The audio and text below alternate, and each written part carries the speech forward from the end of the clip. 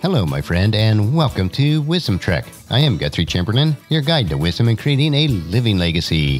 Thank you for joining us for our 5-day-per-week wisdom and legacy building podcast. Today is day 681 of our trek, and it is Wisdom Wednesday. Every Wednesday along Life's Show, we will dig for the nuggets of wisdom that are found in the book of Proverbs.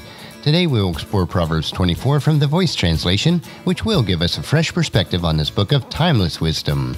We are broadcasting from our studios at the Big House in Marietta, Ohio. Since Paula and I will be traveling for business the last half of August, I am recording all these episodes in advance, and we will be substituting our regular podcast for short Wisdom Nugget episodes for 3 weeks, except for our Wisdom Wednesday episodes. After that, we will return to our regular format. Today is Proverbs 24, and we will learn good words, bad work. The first half of the chapter, verses 1 through 22, contains the final 12 sayings of the 30 sayings of the wise. And the do not theme of chapter 23 continues here. Don't envy, don't lie, and so on. Wisdom is so often measured by self-control. Desire is managed by discipline. Again, the voice of the Father is imploring us to take this seriously. Notice the wisdom of Proverbs is laced with parental care, nurture, and love. The next time the Lord tells you to do not, please remember that it stems from the heart of fatherly love. At verse 23, a new small collection begins called The Wise Also Say. And here are the main ideas in this small collection. Verses 23 through 25, just judgment. Verse 26, good words. Verse 27, good work. Verse 28 and 29, bad words. And verse 30 through 34, bad work. Verses 23 through 25 prepare us to recognize good from bad in both words and work. If you think about it, words and work are the sum of a total person's life, and they determine the quality of that life. If you were to measure your life with these sayings, how would you fare? So listen intently as I read Proverbs chapter 24. Do not envy evil people or seek their friendship, for they are conniving and violent, and all they talk about is causing trouble. Wisdom is required to build a house. Understanding is necessary to make it secure. Knowledge is needed to furnish all the rooms and fill it with beautiful treasures. A wise man possesses great strength. An intelligent man knows how to increase it. For with wise guidance you can wage successful wars, and with the counsel of many advisers you will be victorious. Fools can't grab hold of wisdom. It is out of their reach. They dare not open their mouths in public, for no one would listen anyway. Whoever schemes to carry out evil will be labeled a troublemaker. Such foolish plans are sinful, and the mocker is deplored by all. If you fall during a crisis, then you weren't very strong to begin with. Rescue everyone you can who is being taken away and killed, and hold on to those innocent souls staggering toward their own slaughter. If you excuse yourself saying, "Look, we didn't know anything about this," doesn't God, who knows what you are really thinking, understand your motives? Isn't your protector aware of why you aren't protecting the innocent? Will he not repay you in kind? My son, eat honey. It is good for you. The honey that drips from the comb is sweet in the mouth. Know, too, that wisdom is good for your soul. If you find it, your reward will be a bright future and enduring hope. Don't lurk outside the home of the just like a common criminal. Do not tear up the places where he rests. For a good man may fall 7 times and get back up again, but the wicked will stumble around and fall into misfortune. Do not celebrate when your enemy falls, and do not rejoice when they trip up, or else the Eternal will know and be upset with you, and he will release them from his anger.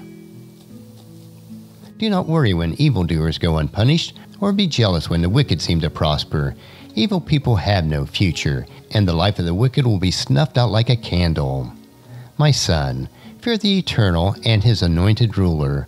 It is not wise to associate with those rebelling against them, because disaster can arise from either of them without warning, and who knows what destruction comes from both of them. The wise also say, it is not good for a judge to be partial.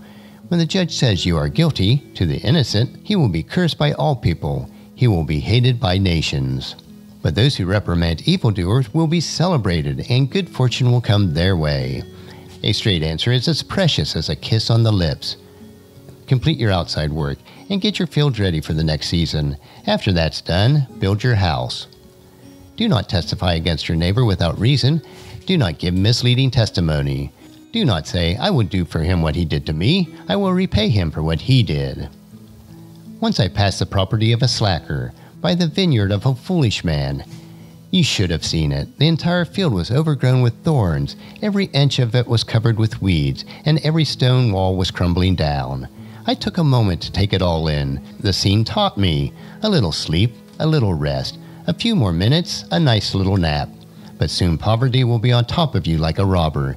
Need will strike you down like a well-armed warrior. And that will conclude our exploration of Proverbs chapter 24. The precepts found in God's Word have the laws of planting and harvesting built into each one of them. When you plant good seeds in life, you will reap a bountiful harvest for good. The opposite is also true. Over the course of our lives, we will harvest what we plant. Each week, we will explore a full chapter of Proverbs. I hope that you'll join us next week for chapter 25, so that you can gain wisdom, insight, and understanding for yourself. The entire book of Proverbs provides us with rich wisdom, insight, and understanding on a myriad of life issues. And regardless of where you are on your faith walk, if the precepts of Proverbs are followed, your life will be rich and satisfying. I encourage you to take and plant these seeds of wisdom into your heart so that you'll reap a harvest of wisdom throughout your life. And tomorrow we will continue our 3-minute Wisdom Nugget that will provide a bit of wisdom that, if followed, will allow you to grow healthier, wealthier, and wiser each day. So encourage your friends and family to join us and then come along with us tomorrow for another day of Wisdom Trek, creating a legacy. That will finish our trek for today. If you'd like to listen to any of the past daily treks or read the Wisdom Journal, they are all available at wisdom-trek.com. You can also subscribe at iTunes or Google Play so that each day's trek will be downloaded to you automatically. And thank you so much for allowing me to be your guide, your mentor, but most important, I am your friend as I serve you through the Wisdom Trek podcast and journal. And as we take this trek of life together, let us always live abundantly, love unconditionally, listen intentionally, learn continuously, lend to others generously, lead with integrity, and then leave a living legacy each day. I am Guthrie Chamberlain, reminding you to keep moving forward, enjoy your journey, and then create a great day every day. See you tomorrow.